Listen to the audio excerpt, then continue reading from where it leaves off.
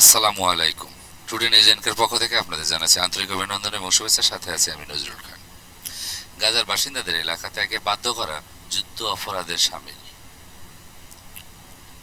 ফিলিস্তিনের গাজায় 1 বছরের বেশি সময় ধরে চলমান যুদ্ধের সময় উপত্যকাটির বাসিন্দাদের বারবার এলাকা ত্যাগ করতে বাধ্য করেছে ইসরায়েলি বাহিনী।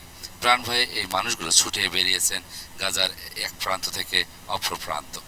ইসরায়েলের এই কর্মকাণ্ডকে যুদ্ধ অপরাধ বলে উল্লেখ করেছেন নিউ ইয়র্ক ভিত্তিক আন্তর্জাতিক মানবাধিকার সংস্থান হিউম্যান রাইটস ওয়াচ।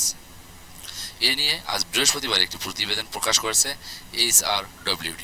এতে বলা হয়েছে গাজার বাসিন্দাদেরকে জোরপূর্বক বাস্তুচ্যুত করার মধ্য দিয়ে ইসরায়েলি বাহিনীর কর্মকর্তারা যুদ্ধ অপরাধ করছেন।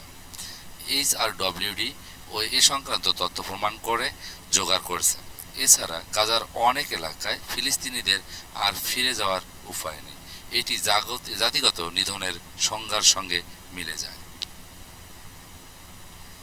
HRWDর প্রতিবেদনটি 172 পৃষ্ঠার। চলতি বছরের আগস্ট পর্যন্ত বাস্তুচ্যুত গাজাবাসীর সাক্ষাৎকার, স্যাটেলাইট থেকে ধারণ করা ছবি এবং লোকজনের কাছ থেকে নেওয়া তথ্যের ভিত্তিতে প্রতিবেদনটি তৈরি করা হয়েছে বলে জানিয়েছেন মানবাধিকার সংগঠনটির গবেষক নাদিয়া হার্টম্যান।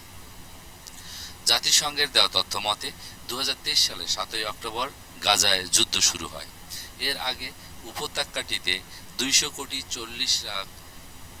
40 লাখ মানুষের বসবাস ছিল। তখন থেকে 2024 সালের অক্টোবর পর্যন্ত 1 কোটি 90 লাখ মানুষ বাস্তুচ্যুত হয়েছেন। তাদেরই একজন উত্তর গাজার জাবালিয়া শরণার্থী শিবিরের বাসিন্দা 63 বছর বয়সী রাগেব আল রুবাইয়া। AFP-কে রাগেব বলেন, ইসরায়েলি বাহিনী যুদ্ধবিমান ও ট্যাঙ্ক থেকে বোমা হামলা শুরুর পর তিনি নিজের বাড়ি ছেড়ে চলে যান। নিজের ইচ্ছার বিরুদ্ধে তাকে এলাকা ত্যাগ করতে হয়েছে। ইসরায়েলি বাহিনী জাবালিয়া সব কিছু ধ্বংস করেছে। তাদের লক্ষ্য হলো উত্তর গাজাকে একেবারে ধ্বংস করে গাজার উপত্যকা থেকে বিচ্ছিন্ন করে ফেলা। HRWDর মধ্যপ্রাচ্য বিভাগের মুখপাত্র আহমেদ বেনসেমসি এক সংবাদ সম্মেলনকে বলেন, কৌশলগতভাবে গাজার বড় একটি অংশকে বসবাসের অযোগ্য করে তোলা হয়েছে। কিছু কিছু ক্ষেত্রে তা স্থায়ীভাবে বসবাসের অযোগ্য হয়ে গেছে। এটা জাতিগত নিধনের মধ্যে পড়ে। ধন্যবাদ এতক্ষণ সাথে থাকার জন্য।